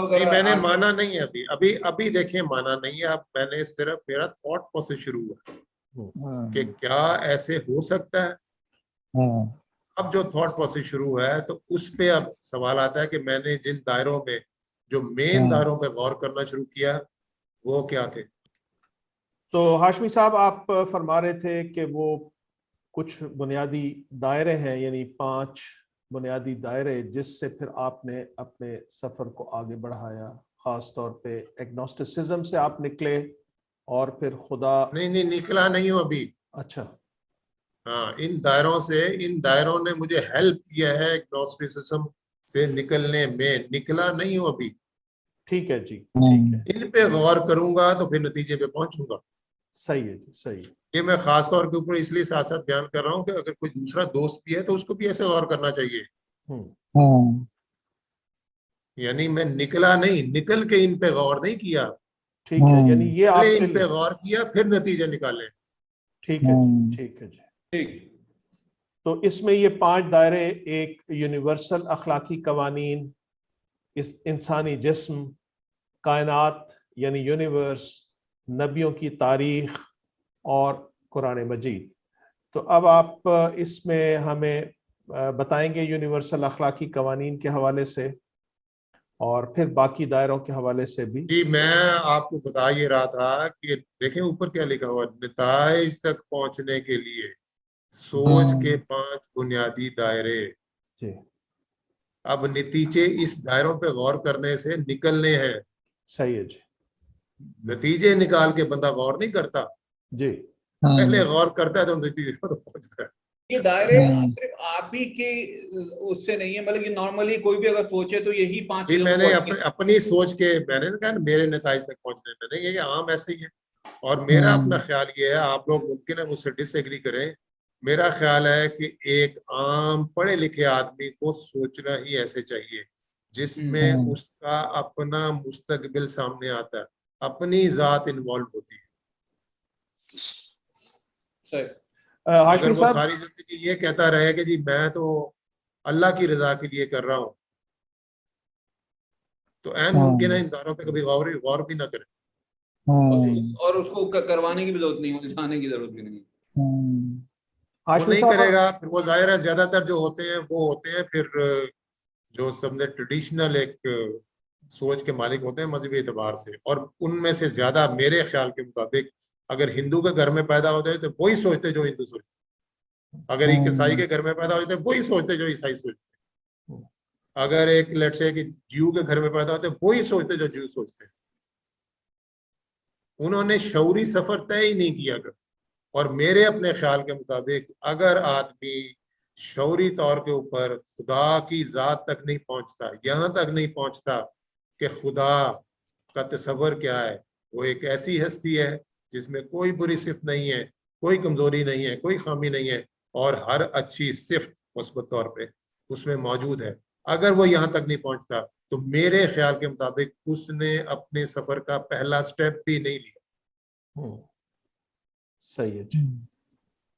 अब आप नेक्स्ट स्लाइड लाए ना जी, इसमें ये यूनिवर्सल इखलाकी कवानीन है जी अब आप पढ़ेंगे और इसमें जो वो मुझसे साथ साथ में पूछते थे। जी, यूनिवर्सल अखलाकी कवानीन जैसे सच्चाई, दयानत, अमानत का हक अदा करना, अहद की पाबंदी, इस्तेकाक और फिर इसके नतीजे में जवाबदेही, ये तमाम एक बुनियादी कदर की शाखें हैं, और वो कदर है इंसाफ यानी जस्टिस। ये कदर इंसानों में कैसे आ गई? अगर इसका इर्तिका तदरीजन हो रहा था तो इसे अब भी मुख्तलिफ मुआशरों में मुख्तलिफ होना चाहिए था। यानी पहली मेरी ये सोच थी कि ये कदर, देखें ये कदर का इनकार तो कोई भी नहीं करता, जी इस वैल्यू का इनकार तो कोई भी नहीं करता, मगर दुनिया में बेशतर ऐसे हैं वो मानते तो हैं ये है, मगर वो कहते हैं कि इसकी ग्रेजुअल डेवलपमेंट हुई है, ये इननेट नहीं है। जी, मगर हम देखते हैं ना सिर्फ ये अब हर माशरे में यकसा है, बल्कि माजी में भी मुख्तलिफ इंसानी तहजीबों में यकसा रही है। वक्त और जोग्राफिया का इस पर कोई असर नहीं। यानी मकसद ये है कि इस वक्त भी आप अगर आप देखें, एनालाइज करें, दुनिया में हर जगह के ऊपर जाएं, आपको पता चलेगा कि ये कदर मौजूद है। जी अच्छा जी, माजी में कोई ऐसा वक्त गुजरा है कि ये डिफरेंट थी? आपको तहजीबों की जो तारीख मिल जाएगी उसमें भी यही है, ऐसा ही है जी। ग्रेजुअली डेवलपमेंट नहीं हुई है, it has always been there. बल्कि जो दुनिया में आलमी अदालती निज़ाम है वो भी इसी बुनियाद पर कायम दायम है कि ये हर जगह पर एक जैसी ये वैल्यूज हैं, अखलाकी कवानीन आप हैं। देख लें रशिया में उन्होंने तकरीबन 70 साल खुदा का इनकार किया, ऐसे ही है ना डॉक्टर साहब? जी बिल्कुल। डॉक्टर साहब को जगाने के लिए पूछ रहा हूँ मैं नहीं बिल्कुल जाग रहा सर। कि 70 साल उन्होंने खुदा का इनकार किया रशिया में, इन वैल्यूज का इनकार किया नहीं कर सके, वो नहीं कर सके। उन्होंने। अपनी अदालतें जो बनाई हुई थी वो किस बेसिस पे बनाई हुई थी? इन्हीं अखलाकी कवानीन की बुनियाद। क्या उन्होंने कभी ये किया कि जो सच्चा है उसको जूते मारेंगे, जो झूठा है उसको हार पहनाएंगे? अगर ये मुश्तरक कभी ना किया? होती तो ये जो इंटरनेशनल कोर्ट्स होती हैं, आपके लोग जाके मतलब वो लड़ ही नहीं सकते होते केस, और आप कम्युनिकेट ही नहीं कर सकते। आप कर ही नहीं सकते। बिल्कुल, यूएनओ बनी इन्हीं उस पे, सो ये मुमकिन ही नहीं है। और अगर कोई कहता है तो उसको प्रूव करना पड़ेगा कब स्टार्ट हुआ था और कब सब एक हो गया, कुछ बातें चेंज नहीं हुई। बिल्कुल ठीक है, वक्त और जुग्राफिया का इस पे कोई असर नहीं। जी आगे जी, हर इंसान चाहता है हर कि इंसान चाहता है कि खुद उसे इंसाफ मिले, मगर हो सकता है कि वो जाती मफाद के लिए दूसरों के साथ नाइंसाफी कर डाले। अगर इन दोनों रवैयों यानी इंसाफ पर कायम रहने और बेइंसाफी करने के कोई अलहदा नताइज निकलने ही नहीं थे तो इस तसव्वुर यानी जस्टिस का इंसान के अंदर वजूद ही नहीं होना चाहिए था, जबकि हम ये तसव्वुर इंसान के अंदर गहराई में उतरा हुआ पाते हैं। यानी ये पहला दायरा है जिसके ऊपर मैं गौर कर रहा हूँ। जी अच्छा, गौर कर रहा हूँ तो ये भी साथ में अभी बता दूं मैं कि मैं ये गौर कर रहा हूँ, ये टुकड़े मेरे सामने हैं, मगर मैं इनको मजहबी नैरेटिव को फॉल्सिफाई करने के लिए गौर कर रहा हूँ कि मैं खुदा के बगैर, एक पर्सनल गॉड के बगैर इनको जोड़ लूं। और अगर मैंने इन पर्सनल गॉड के बगैर इनको जोड़ लिया तो फिर मैं जैसे ही अपनी, देखे ना मैं क्यों कर रहा था, फॉल्सिफाई करने की क्यों कोशिश कर रहा था, क्योंकि मैं एक केयर फ्री लाइफ गुजार रहा था। भाई अगर ये नहीं है, ये चीज मैं साबित कर दूंगा, फॉल्सिफाई कर दूंगा, तो मैं इत्मीनान से वही जिंदगी गुजारता रहूंगा जैसे मैं गुजार रहा था। क्योंकि फिर आपको अगर खुदा मेरी, की देखे जरूरत ना, नहीं है। मसला ये है कि मुझे ये क्या कह रहा है, ये आके मुझे रिमाइंड कर रहा है ये मेरे अंदर ही कि ये तुम कर सकते हो, ये तुम नहीं कर सकते, डूज एंड डॉल। और फिर ये साथ में कह रहा है कि ये भाई तुम किसी के लिए नहीं करोगे, अपने लिए करोगे, क्योंकि तुम्हारी अरबों साल की जिंदगी जो आने वाली। सही। समझ रहे हैं ना डॉक्टर साहब? जी सर। हाँ। जी नेक्स्ट नेक्स्ट दूसरा दायरा इसमें है इंसानी जिस्म। कोई भी अब ये डॉक्टर शख्स, साहब का खास शोभा भी है। जी जी जी सर। कोई भी शख्स जब इंसानी जिस्म के मुख्तलिफ सिस्टम्स का मुताला करता है तो वो मुकम्मल तौर पर हैरत ज़दा रह जाता है। मिसाल के तौर पर देखने, सुनने, बोलने और हजम करने का निज़ाम, और इन सब से हैरतनाक बच्चे की पैदाइश का निज़ाम। थोड़ा सा रुक कर डॉक्टर साहब से पूछते हैं, ये बच्चे की पैदाइश का निज़ाम और ये सब कुछ, तो इनके तासुरात ले लेते हैं और फिर मैं इसके बाद आगे पढ़ूंगा। जी सर बिल्कुल। जब हमने डिटेल में ये गायनी एंड ऑब्स्टेट्रिक्स पढ़ी, कि अब तो चलें फिर भी डॉक्टर बन चुके हैं, इतना तजर्बा हो गया, तो मैं यकीन माने तो मेरे लिटरली ये अल्फाज थे कि यार ये उसमें यानी ज़ाहिर है वो उसमें एक एक स्टेप पे ऐसे ऐसी स्टेप्स इन्वॉल्व हैं, उसकी ज़ाहिर हर स्टेप की आगे से अपने अपने कॉम्प्लिकेशंस हैं, बीमारियों की सूरत में भी और मिस कैरेजेस की सूरत में, कंसेप्शन, मरूसी बीमारियों की सूरत में, पता नहीं क्या क्या के मैं ये सोचता था कि यार बच्चा पैदा हो कैसे जाता है, और 99.9% जो है ना वो ऐसे ही होता है, सिर्फ 0.1% ही पेचीदगियां होती है ना। मेरा मतलब है जो भी है वो भी ज़ाहिर अल्लाह ने खुद ही छोड़ा हुआ है लूप होल। तो उसमें क्या कहना चाहिए, इतने जबरदस्त यू नो सिस्टम्स इन्वॉल्व हैं। जैसे लास्ट टाइम मेरी बात हो रही थी वाइफ के साथ, तो वो कह रहे हम यानी गौर फिक्र कर रहे थे, तो मैंने कहा यार देखो ये ब्लड कितनी जबरदस्त चीज है, तो कैसे पाइपों का जाल बिछा और उसमें ब्लड भरा हुआ है। तो वो कह रही थी कि बात हुई, तो मैंने कहा कि कहती हाँ देखें जैसे फिर जो मदर होती है वो प्रेग्नेंट हो तो उसका ब्लड जो है फिर वो बच्चे में जाता है और ये वो सारी चीजें। मैंने कहा भाई तुम्हें किसने कहा है, ये सिर्फ प्लेसेंटा होता है और उसमें एक खास जो लेवल तक ब्लड सर्कुलेशन जाती है, उसके बाद बच्चे का अपना ब्लड खुद बनना शुरू हो जाता है।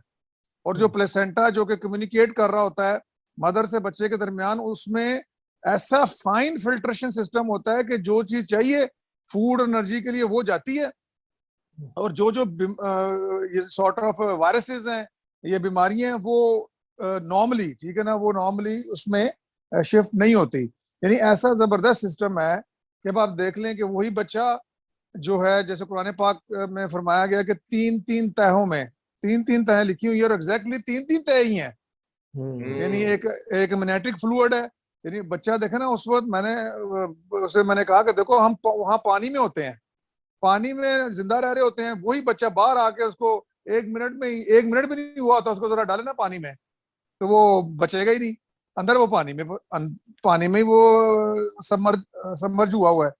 तो एक तय वो एमनाटिक फ्लूइड की होगी, दूसरा यूट्रस की होगी, और तीसरा आपका मसल। एग्जैक्टली वो 3-3 तहें जो कि कुरान पाक के अल्फाज हैं वो जब सिजेरियन सेक्शन करती है, वही बता रही थी कि एग्जैक्टली वही 3 तय हमें कहते हैं आपने काटनी। आपने अगर यानी स्किन एंड मसल काटा, आपने यूट्रस काटी, और फिर आपने एमनियोटिक फ्लूइड जिसमें बच्चा एम्बेडेड यानी कि डूबा होता है, झिल्ली जिसे कहते हैं एमनियोटिक, उसको काट रहे हैं तो बच्चे को निकालना है 3 लेयर्स। और 1400 साल पहले ये चीजें जो है ना वो कुरान पाक ने बयान कर दी। और उसके बाद जैसे आपने प्रोफेसर कीथ मोर का भी सुना, जो एम्ब्रियोलॉजिस्ट थे, और उनकी जो सऊदी में कॉन्फ्रेंस हुई और सऊदीया में उनको बतौर चैलेंज बुलाया गया कि जनाब आप आए एकेडमिकली भी और आके ये बातें लिखी हैं यानी बच्चे की ग्रोथ के स्टेप्स के हवाले से। तो आप ज़ाहिर है अब एम्ब्रियोलॉजी इतनी एडवांस हो चुकी है कि आपके पास बकायदा फुटेजेस हैं कि वो कैसे कैसे होता है, वो चीज़ हमारे पास मौजूद है। तो बताएं कि इसके दरमियान कोई कंट्राडिक्शन है?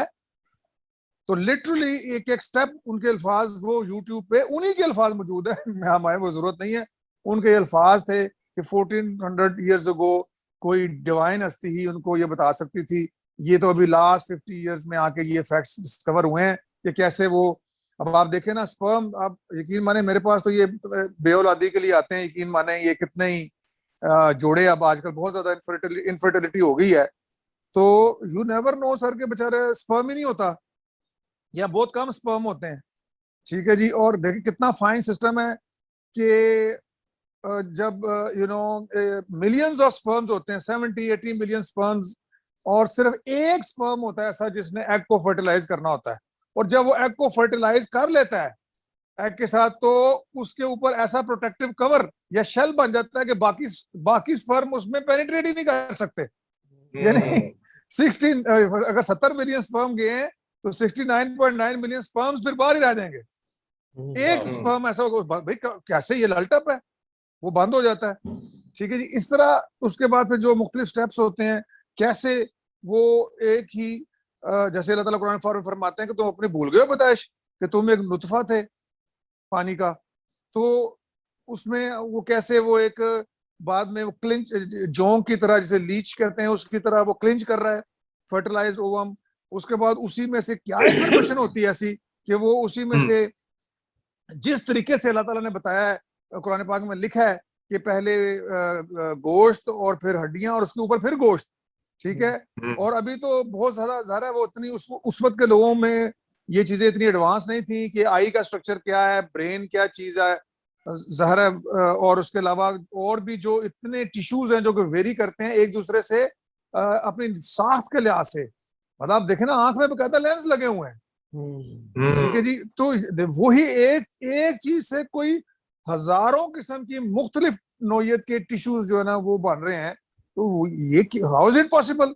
उसमें क्या है इंफॉर्मेशन? हर चीज अपनी जगह जाके बैठ रही हाँ, है, बैठ रही है जाके, यकीन माने। तो देखिए आपने बात की, वो जो ये जिन डॉक्टर का नाम आपने लिया मैं भूल रहा हूँ, उनके डॉक्टर कीथ मोर। हाँ जी, हाँ जी। उन्होंने जब वो इसी को वो प्रेजेंट कर रहे थे प्रेस कॉन्फ्रेंस में किसी, तो किसी ने जो है वो ये उनको थोड़ा वे एक वो उठाया कि यार आप क्या कहते हैं, ये जो आप ये दिखा रहे हो लीच की फॉर्म, तो ये तो कोई भी देख सकता होगा। तो उन्होंने उलट दिया उसको कि भाई इफ यू आर सेइंग कि उस जमाने में माइक्रोस्कोप इजाद हो गई थी क्या, क्योंकि मैं तो आपको माइक्रोस्कोप का वो दिखा रहा हूँ, वो कोई माइक्रोस्कोप नहीं इजाद हुई थी।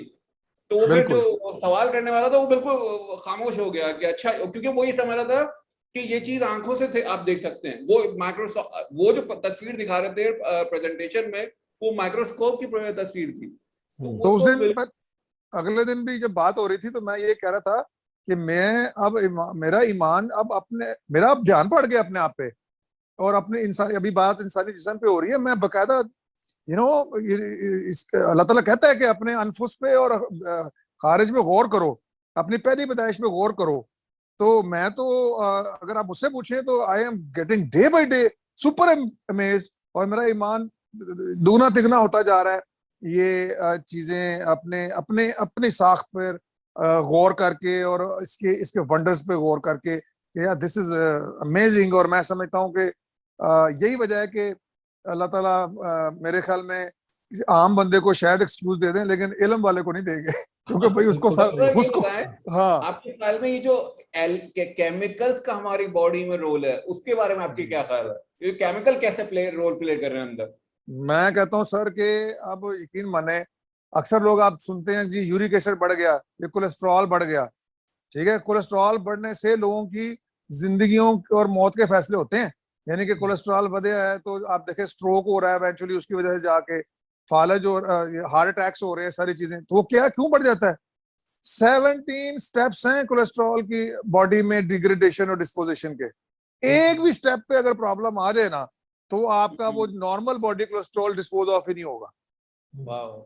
अभी उसको छोड़े, बैलेंस सिस्टम सर, यकीन जब कभी अल्लाह ना करे किसी को ये वर्टाइगो, ओए हो जब चक्कर आते हैं ना लोगों को, वो ऐसे पागलों की तरह, वो बेचारे बड़े बड़े लोग जो है ना वो बच्चे बने होते हैं।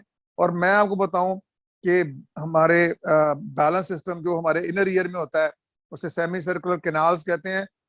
वो इतना कॉम्प्लिकेटेड है, इतना कॉम्प्लिकेटेड है कि उसमें ईएनटी में सुपर स्पेशलाइजेशन करने वाले भी जो लोग हैं ना, वो उसको समझ नहीं पाते। और इसी तरह किडनी का जो फिल्ट्रेशन सिस्टम है, आप यकीन माने चैप्टर्स के चैप्टर्स हैं। मैं आपको अभी भी एडमिट कर रहा हूं कि मैं स्पेशलिस्ट होके अगर मैं दोबारा भी उसको पढ़ूं ना तो फिर भी उस मुझे छोड़े जिन्होंने किताबें लिखी हैं मेडिसिन पे, जो हचिसन जो टेक्स्ट बुक है मेडिसिन की, उसमें उन्होंने सबसे पहले हिपोक्रेटिक ओथ में ये मेंशन किया हुआ है, आखिर में कहते हुए कि we know very little about it.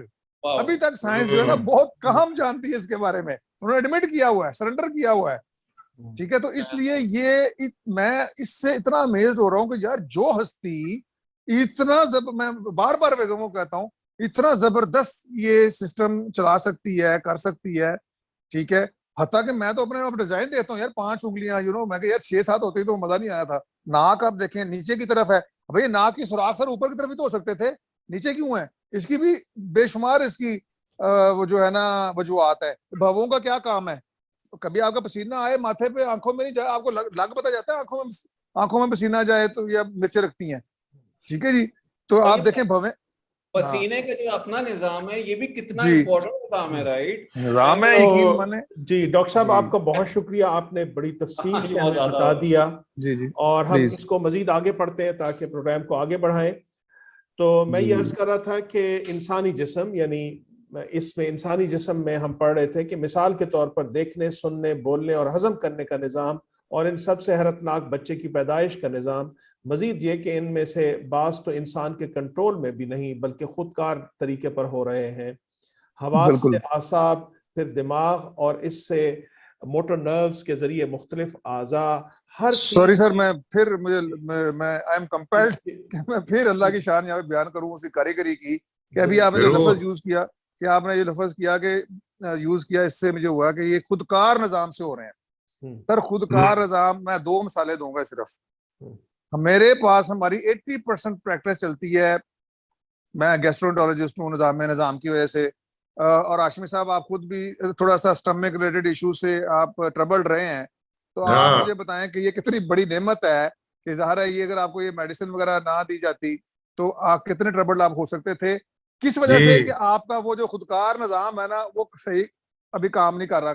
वो भी अल्लाह ताला ने ज़ाहिर है उसमें लूप होल छोड़े। मसला मैं समझाना ये चाहूंगा कि हम खाना खाते हैं और खाना खा के हम खाने को सिर्फ ये गले तक पहुंचा सकते हैं, इससे आगे हमारा कोई इख्तियार नहीं है कि उसने नीचे जाना है, कैसे जाना है, किस रफ्तार जाना है, या ऊपर को आना है, उल्टी आनी है मतली। अच्छा नीचे वो 90% लोगों में इतना जबरदस्त फाइन सिस्टम है, गैस्ट्रिनी सैकड़ों मील लंबी जो है ना वो अंतड़ियां कहती है अंतड़ियां, और उनका निजाम देखें 98% लोगों में इतना फाइनली कंट्रोल्ड होता है, बाकायदा उसका माइंड उसका हार्ट है, यानी कहते हैं अंतड़ियों का भी अपना हार्ट है जो कि सिग्नल भेजता है, और वो फूड पाइप के मसल पंप करेंगे, खाना मैदे में आएगा, मैदे के मसल पंप करेंगे, अंतड़ियों में आएगा, अंतड़ियों के आगे से सिस्टम है रेक्टम में। और लोगों में दिन में एक मोशन आता है, कोई भारीपन नहीं होता, कोई बदहजमी नहीं होती, ये डकार मारते हैं और मौजें करते हैं। और जिसका ये हिल जाए उससे पूछें कि कैसे पेट फूलता है, कैसे बर्बिंग होती है, कैसे 6-6 दिन कब्ज नहीं मसला हल नहीं होता, कैसे मेरा मतलब है 8-8 पखाने आते हैं लोगों को। मतलब मैं तो ये समझता हूँ अल्लाह ताला ने ये लूप होल्स ये इसको वैल्यू करने के लिए छोड़े हैं। तो सारा बीमारियां भी आजमाइश होनी थी। उधर आप हार्ट की तरफ आ जाए, मैं रोजाना से सोचता हूँ यार ये मेरा 1 मिनट में, मेरा 30 सेकंड में मेरा हार्ट मुझे फर्क कर सकता है।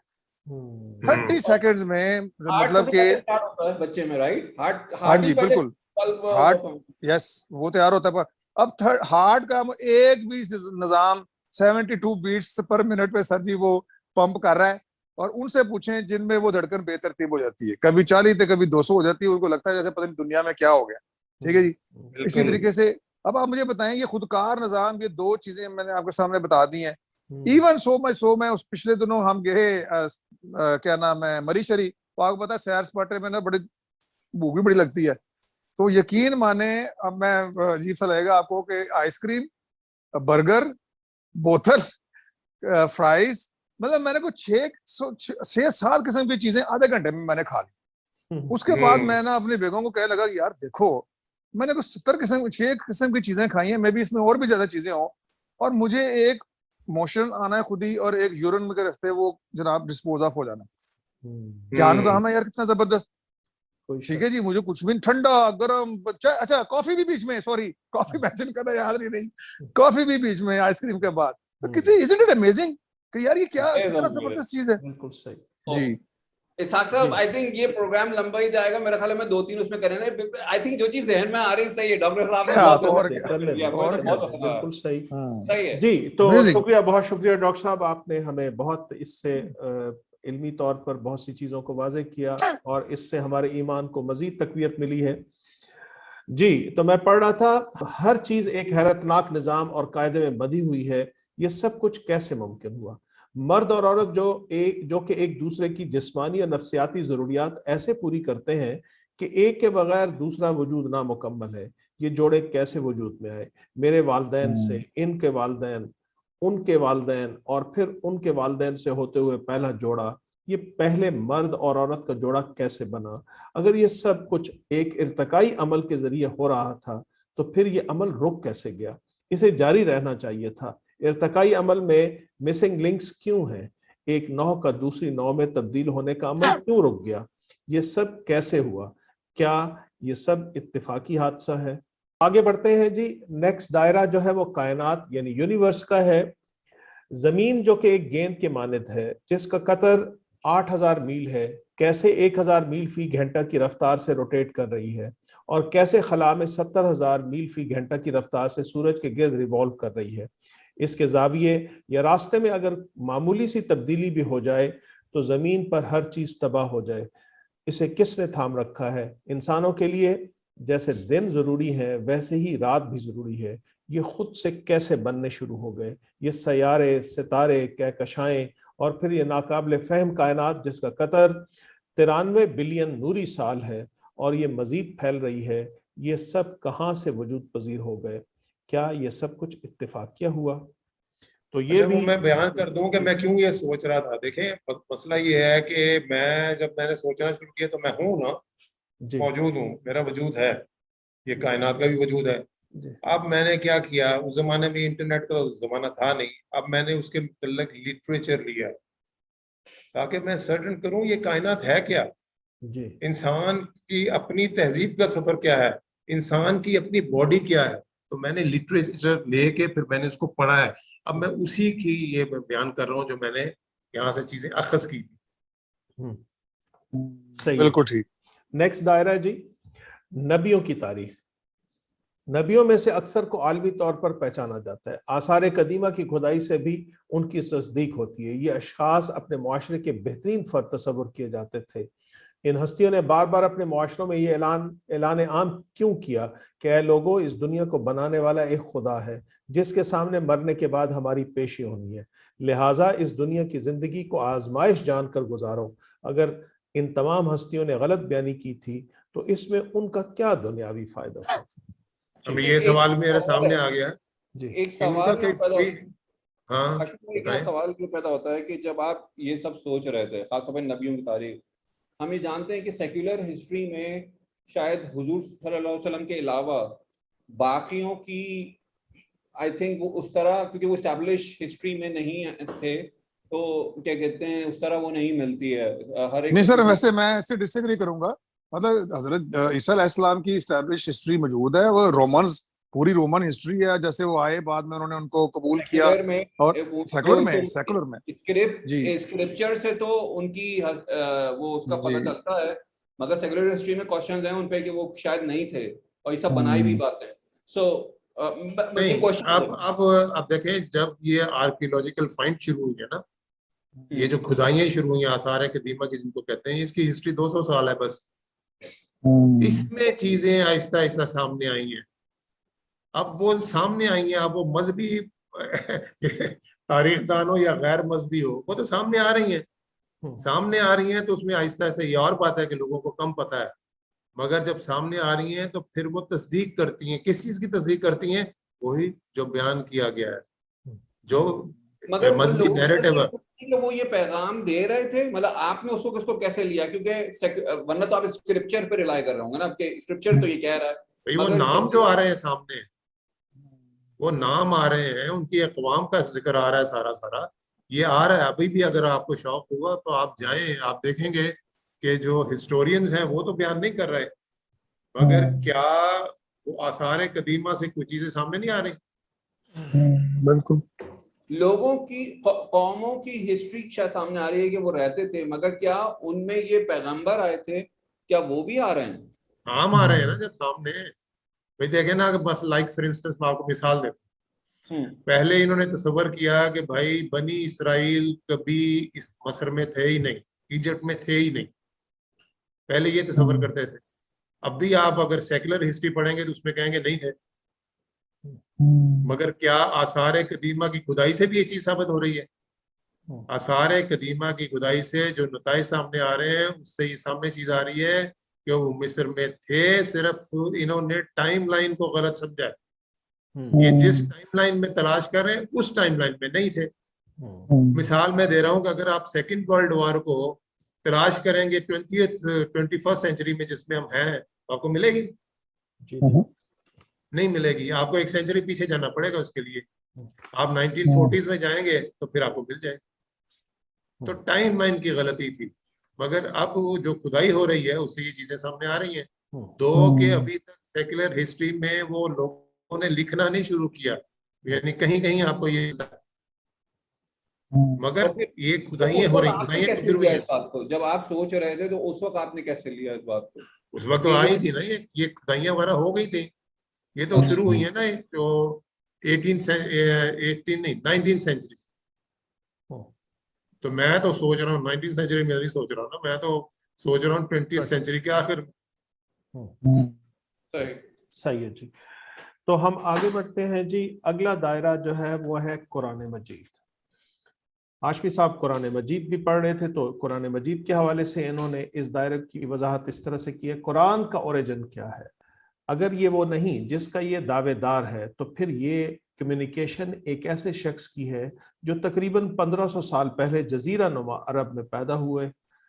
इसी सूरत में इस किताब में भी इस ज़माने के लिहाज से गलत तारीखी और साइंसी मालूमात होनी चाहिए थी, जैसा कि बाइबल में इंसानी तहरीफ की वजह से अब भी पाई जाती हैं।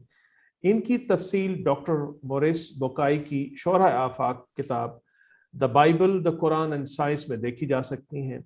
इन गलत तारीखी और साइंसी मालूमात को पहले से मौजूद मुस्तरद समझे जाने वाले मजहबी स्क्रिप्चर से क्यों और कैसे निकाल दिया गया, क्योंकि अब इनका आखिरी मजहबी स्क्रिप्चर में निशान नहीं मिलता। हर इंसान एक ज़माने में महदूद होता है, लिहाजा इंसान से तो इन तरामीम की कोई अकली तौजीह मुमकिन नहीं। ये तरामीम वही हस्ती कर सकती है जो स्पेस और टाइम से मावरा। मजीद कुरान मजीद के हवाले से, कुरान मजीद का अपने बारे में बयान है, फिर क्या ये लोग कुरान पर गौर नहीं करते? अगर ये अल्लाह के सिवा किसी और की तरफ से होता तो इसमें वो बहुत कुछ इख्तिलाफ पाते।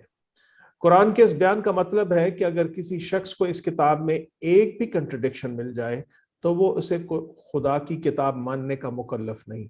और जहाँ तक इस किताब के पैगाम का ताल्लुक है तो वही है जो हमेशा से पहले नबी देते आए हैं। इन सब का पैगाम इंसाफ, जवाबदेही और तौहीद पर मबनी था, जिसकी कबूलियत अगर इंसान अपनी फितरत पर कायम है तो उसके अंदर होती है। मजीद ये कि आखिरत की ज़िंदगी जो ये किताब ऑफ़र करती है वो बादशाहों जैसी ज़िंदगी है जिसकी हर इंसान अंदर से ख्वाहिश रखता है। यानी जो ये ऑफर कर रही है जिंदगी, वो तो हर आदमी चाहता है, उसके लिए दिन रात कोशिश कर रहा है यहाँ। जी। यानी कोई ऐसी चीज तो ऑफर नहीं कर रही है तो इंसान कहता नहीं मैं तो चाहता ही नहीं इसको, ये क्या चीज है, ये फॉरेन चीज है, मेरे अंदर तो इसकी ख्वाहिश ही नहीं है। नहीं, जो ख्वाहिश उसके अंदर मौजूद है वो ही ऑफर कर रही है। बिल्कुल। ये 5 दायरे जो आपने पढ़े हैं, इनके ऊपर मैंने गौर व फिक्र किया। और कैसे गौर व फिक्र किया, पहले इंफॉर्मेशन गैदर की है। भाई मेरा तो कायनात में इंटरेस्ट नहीं था, मेरा तो इंसानी तमद्दन में कोई इंटरेस्ट नहीं था, मेरा तो इंसानी जिस्म के बारे में कोई इंटरेस्ट नहीं था, धोखे में इसको एंजॉय कर रहा था। मगर फिर मैंने एक एक चीज की स्टडी की है 6-7 महीने। मगर किस लिए की है कि मैं इन सब को दायरों को जोड़ लूं, सब डॉट्स को कनेक्ट कर लूं। विदाउट गॉड, एक जी शऊर हस्ती, एक माइंड, एक पर्सनल गॉड के सिवा, ये मानते हुए कि ठीक है ये जो सेट ऑफ फिजिकल लॉज हैं, फॉल्सिफाई कर दूं मजहबी नैरेटिव को, मैं ये नहीं कर सकता।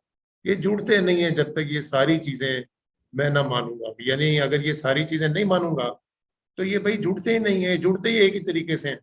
वो जैसे पहले भी मिसाल दे रहा था कि अगर एक कागज मेरे सामने है जो इम्पोर्टेंट है और मैं कभी बेख्याली में इसको फाड़ दूं और इसके ऊपर तहरीर लिखी हुई है, फाड़ के मैं फेंक दूं इसको वेस्ट पेपर बास्केट में, और मुझे बाद में ख्याल आया कि यार बड़ा इम्पोर्टेंट था ये, तो मैं क्या करता हूँ?